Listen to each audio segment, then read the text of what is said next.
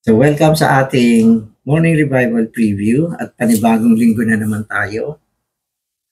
At ang pamagat ng linggong ito, Christ as the Emancipator and as the one who makes us more than conquerors.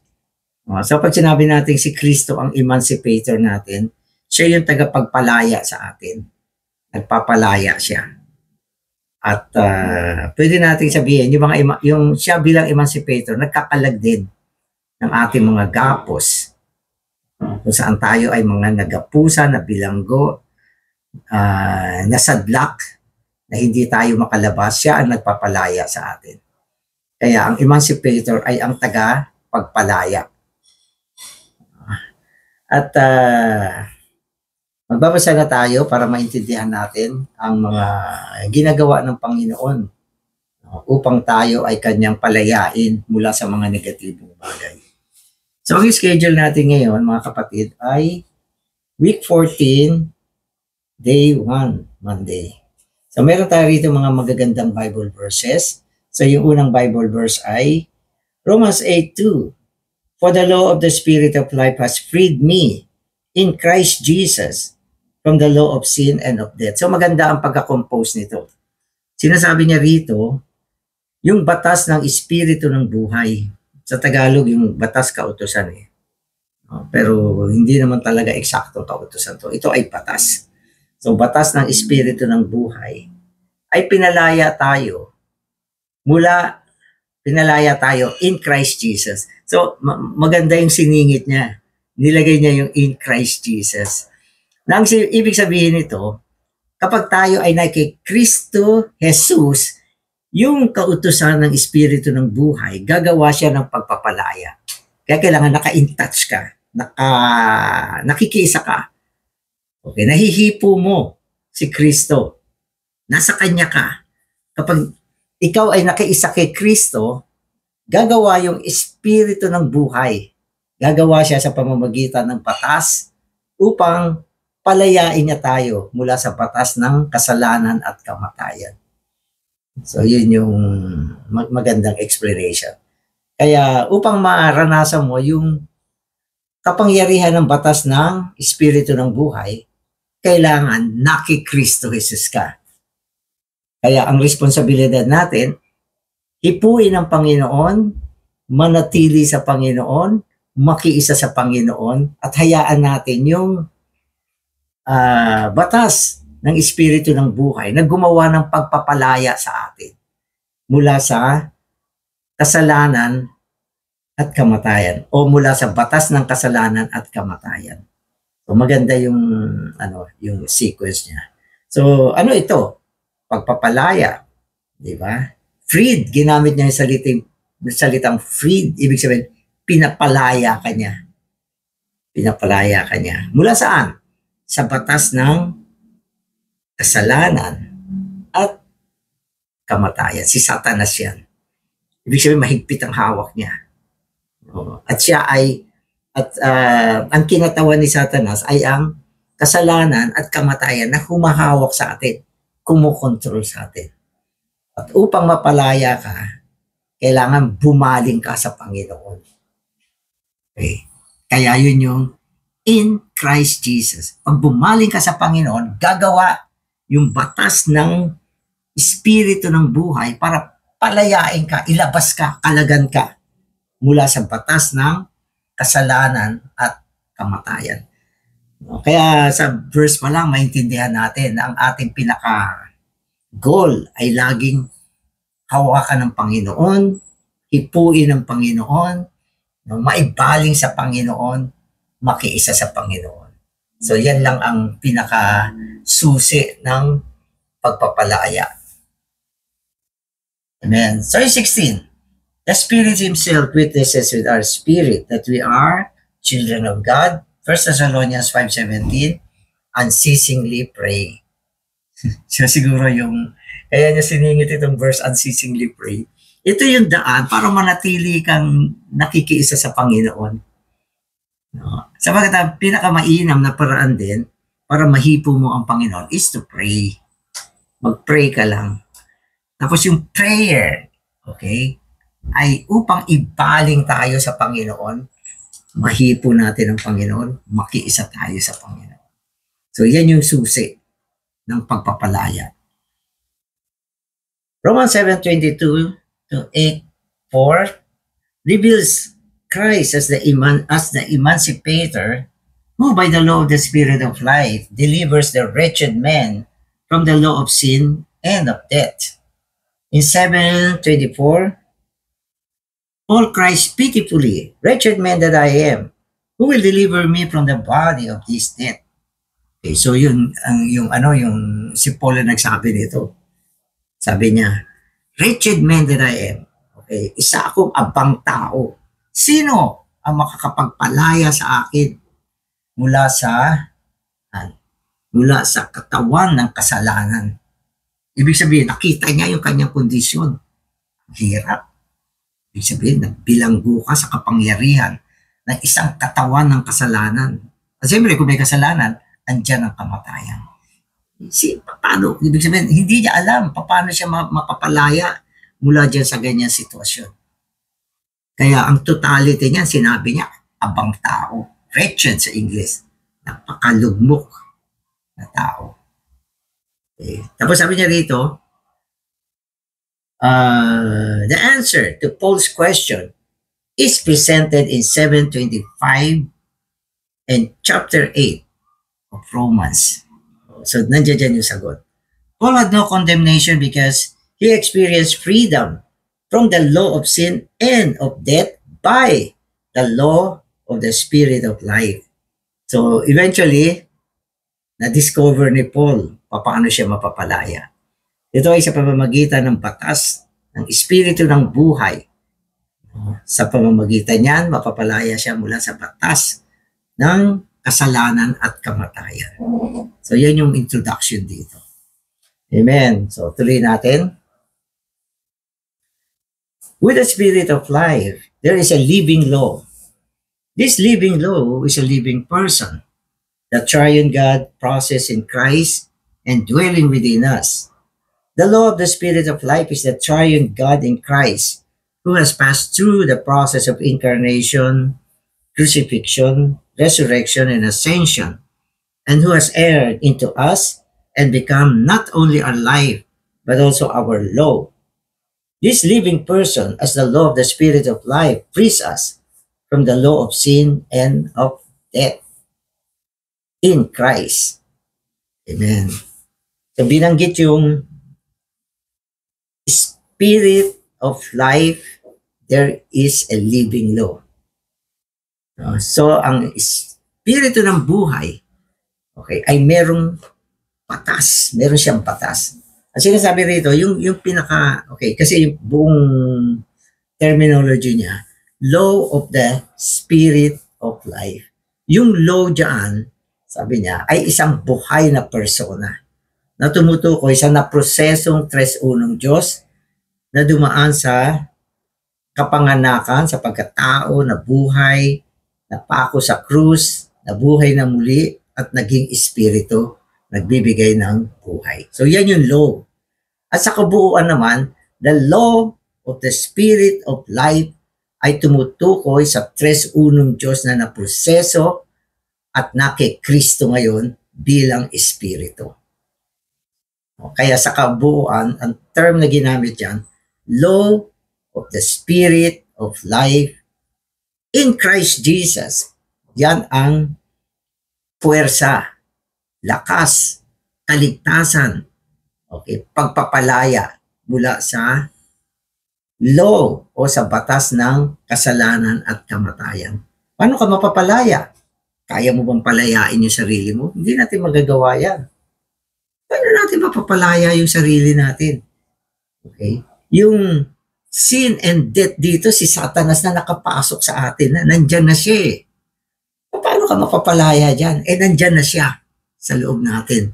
Hindi naman natin siya kayang itaboy palabas. Kaya tayo ay nakahook dito sa ganitong kalayaan.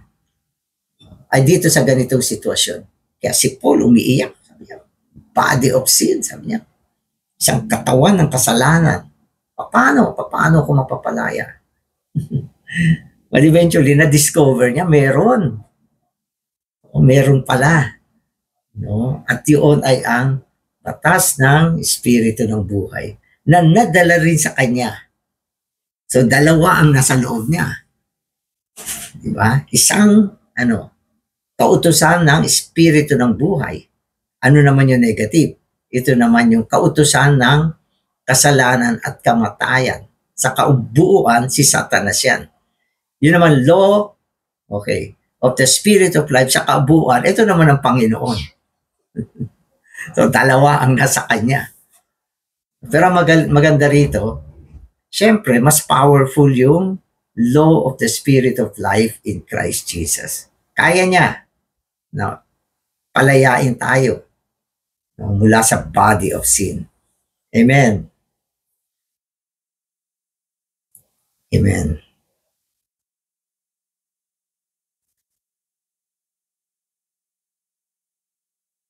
Since God, as the process God, who became the indwelling spirit, has been installed into our being, He works within us, not by activities, but by law. You must realize that this is one of the biggest discoveries, even recoveries, in God's economy. Amen. Amen. So, kailangan paniwalaan natin na yung law of the Spirit of life, na-installed na sa atin to. Ibig sabihin na idala na sa atin, nasa atin, at kaya niyang gumawa ng pagpapalaya, hindi sa paraan ng mga aktibidad, kundi sa pamamagitan ng batas. Yung batas ang kanyang kapangyarihan para magpalaya. Meron siyang isang buhay na batas sa loob natin. Naggagawa siya, kaya niya maggumawa ng operation na hindi niya kailangan ng tulong natin. Ibig sabihin, siya mismo ang gagawa niya. Paano tayo mapapalaya mula sa kautusan ng kasalanan at kamatayan? Yun ay sa pamamagitan ng batas ng Espiritu ng buhay. Powerful siya. Yung kanyang law, yun ang magko-conquer. Wawasakin niya yung batas ng kasalanan at kamatayan. Kaya niyang gawin yan. Kaya sa sarili natin, hindi natin kayang palayain ang ating sarili. Subalit, merong isang naidala sa atin na may kapangyarihan para gumawa ng pagpapalaya. Amen. At itong batas ng Espiritu ng buhay, bagamat nasa believer na yan, pero noong mga nagdaang panahon, hindi niya alam meron pala siyang ganyan. Maski si Paul sa umpisa, hindi niya alam na meron siyang batas ng Espiritu ng buhay. Na ano pa rin siya, natatalo pa rin siya ng kasalanan. At yung kasalanan, dinadala siya sa kamatayan. Kaya hirap na hirap siya. Umiiyak siya. Pero natuklasan niya ito. At sinasabi rito, ito ay isang discovery. Ang ibig sabihin ng discovery, nandyan na pero hindi nakikita, hindi nalalaman, hindi natututuhan. At hindi niya kilala. Pero isang araw nakilala ni Paul, meron palang ganito sa loob ko. At ito ay pinakilala rin sa atin. Kaya nga lang, sabi niya rito, dito sa mga nagdaang panahon, marami pa rin hindi alam na sa loob nila ay merong ganitong batas ng Espiritu ng buhay na kaya silang palayain mula sa kasalanan. Kasi ang lawak ng kasalanan, ang lakas niyan, mga bisyo, ang lakas niyan, mga addiction, ang lakas niyan, mga gawi-gawi ng laman, ang lakas niyan. Yung tao hindi siya makaahon. Kasi hindi niya alam, meron pala siyang kapangyarihan sa loob niya. Kaya alamin natin ito. At ito ay ating gamitin. Amen. Okay, so sabi dito, we all have to contact the Lord, to fellowship with Him, to touch Him. Sometimes in the past, we may have touched Him in an accidental way. Still we touch Him and something happened. So maring ganyan din yung discovery ni Paul. Umiiyak siya sa Panginoon. Tapos dadala siya, nahipo niyang Panginoon. Doon niya na-discover na sa kanyang paghipo sa Panginoon, may nangyari. May kapangyarihan ito. Hindi siya nag-effort, kundi nahipo niyang Panginoon, nag-operate yung law sa kanyang paghipo sa Panginoon. Nagkaroon ng pagpapalaya na discover niya merong ganyan. Amen. Through the centuries, ito, Christians who have experienced these things have encouraged us to have a time with the Lord.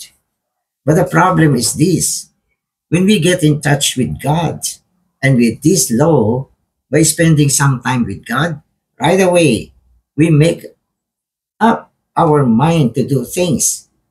And then we are out of the touch with the Lord. So anong kalaban natin? Ano, nadala ka sa Panginoon, nahipo mo siya, okay. Mag-iisip ka ngayon ng gumawa ng sarili mong paggawa. Mula sa paggawa mo, tayo ay nadidetach sa Panginoon at nahuhulog lalo, no, sa kasalanan at kamatayan. So, anong problema nun? Anong problema nun? Ang problema ron, gumagawa tayo. Kapag tayo ay gumagawa, naisasantabi ang kapangyarihan ng batas ng Espiritu ng buhay. Ayaw ng batas ng Espiritu ng buhay na pinakikialaman mo siya. Kailangan siya mismo ang gumagawa. Pero pag pumasok yung effort natin, elaman yan, hindi na siya gagawa. At ang mangyayari niyan, ma-detach ka mula sa Panginoon. So yun. Hindi ko alam kung naintindihan nyo. Para bang, minsan, gusto ko magbigay ng sarili kong halimbawa. Okay.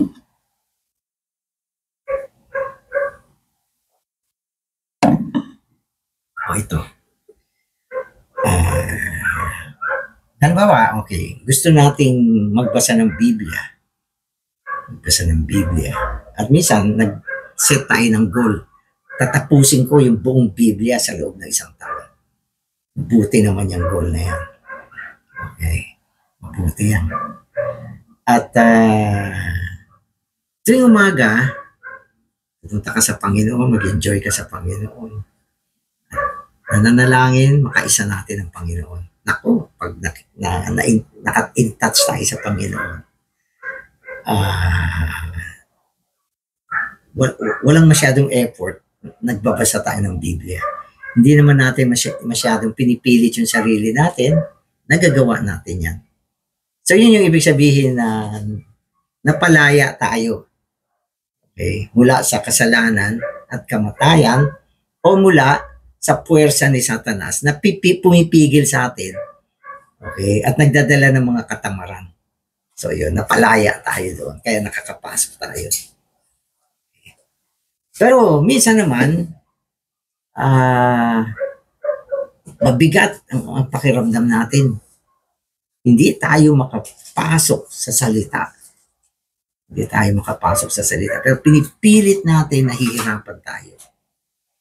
Ang ibig sabihin niya, ginagamit mo yung sarili mong lakas para isagawa ang kagustuhan ng Panginoon na wala naman siyang kakayahan. Wala siyang kakayahan.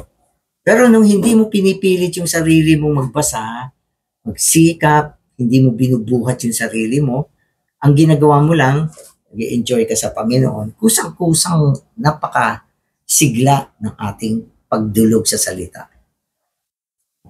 Pero pag bumitiw ka sa Panginoon, okay, at nagpilit ka sa sarili mo, ang bigat, ang hirap mapalaya. Ibig sabihin, ang lakas ng kapangyarihan ng laman. Okay. So, sa madalit salita, okay, ang pagpapalaya mula sa kasalanan at kamatayan, hindi ayon sa ating puwersa. Hindi ayon sa ating pagpupumilit, Kundi ang kailangan lamang natin gawin ay dumulog tayo. Hipuin natin ang Panginoon at hayaan ng Panginoon na gumawa ng pagpapalaya sa atin. So, yun yung sinasabi natin na ang batas ng Espiritu ng buhay ang nagpapalaya, hindi tayo, hindi sa pamamagitan ng ating pagsisikap. Kundi ito ay kapangyarihan na bunga ng ating pagkahipo sa Panginoon. Amen. Amen. In our prayer time, we are in. But out of our prayer time, we are out. The more you are in touch with the Lord without asking Him to do something for you, without deciding to do something for Him, without attempting to please Him, there will be a kind of automatic working within you to eliminate the sinful flesh. The negative things within you will be reduced and eliminated. It is not that you overcome something or that you kill something, but there is an automatic killing. While you remain in the touch with the Lord, the law of the Spirit of life works. Amen. So, yung sinasabi rito, ginamit niya yung salitang automatic. Kasi yung term na automatic, bali ganito siya eh. Ano ba, may mga machine na automatic siya.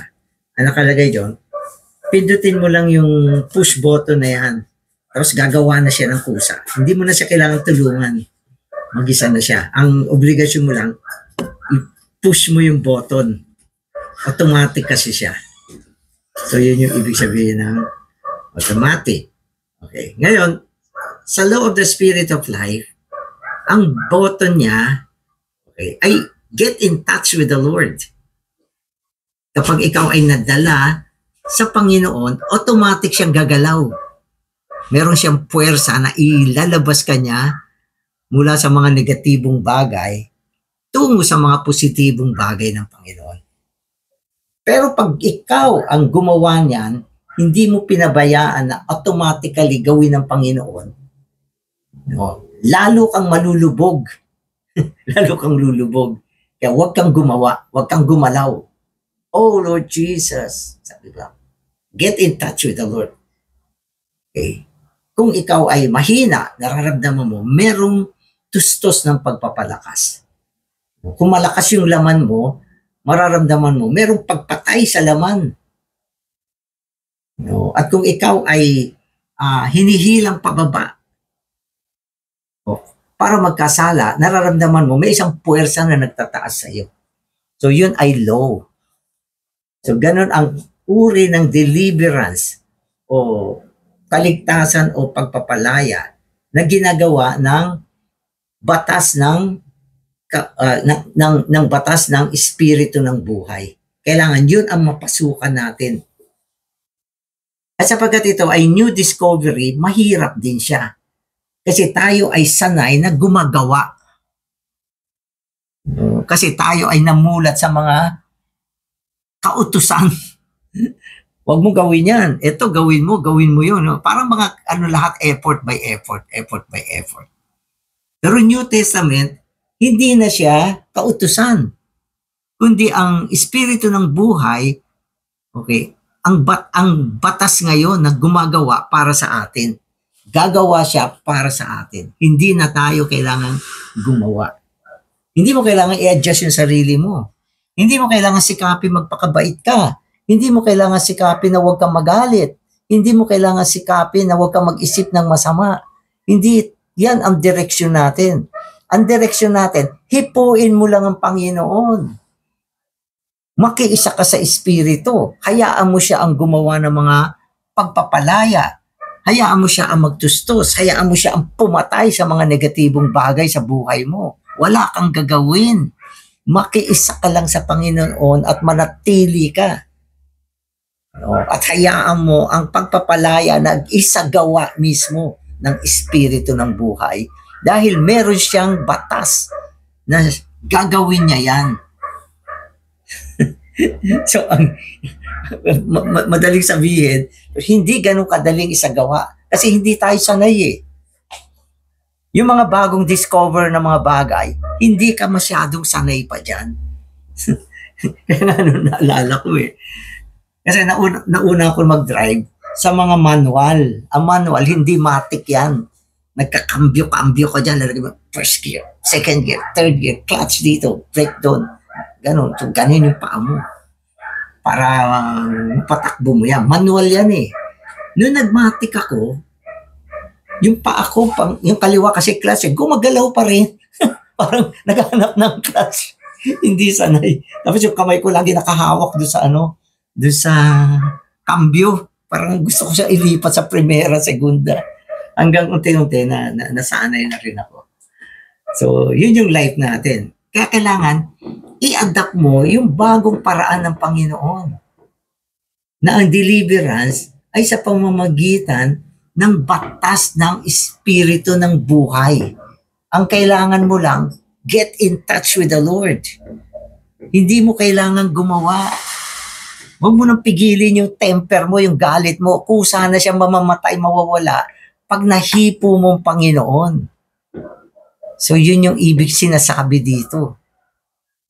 Kaya lang ang problema natin, hindi tayo sanay sa matic, manual tayo. Wag kong gawin to, magpigil ako. Kailangan magpigil ako.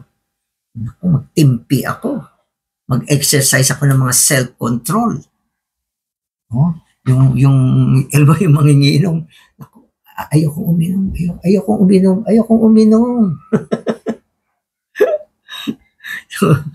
Yung mga sugarol, ayoko magsugal, pero lagi na manunood na lang ako. No? Sanay tayo sa mga manual na mga bagay. Panahon na ng matic ngayon. Kaya, nung binabasa ko to, naku, madali. Medyo, mahirap din siya intindihan, pero maintindihan. Pero yung application, hindi ganun kadali. Kaya nga sa mga kapatid, tinutulungan natin silang pumunta sa Panginoon, mag-fellowship sa Panginoon, mag-MR, maghabol sa salita.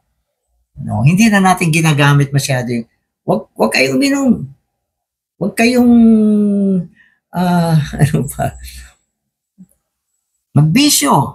Wag ninyong gawin yan. Wag na, Kristiyano tayo, dapat matitino tayong tao. Tama naman yan. Pero paano mong gagawin yan?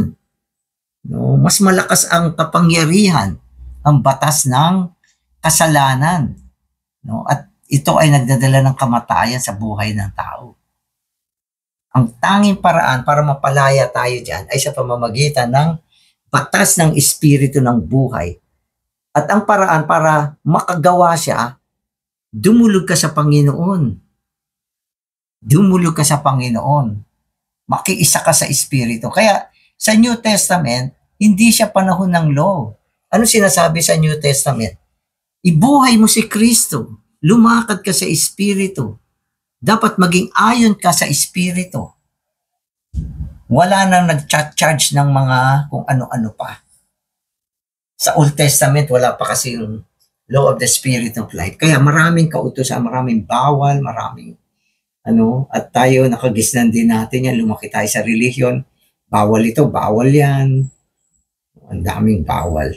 Kaya yan yung nakasanayan natin. So, kaya pumasok tayo dito, i-apply natin ang batas ng espiritu ng buhay sa buhay natin. Ito. The genuine health, the real health, is just to get the saints into the touch with the Lord. And that will let the automatic law work.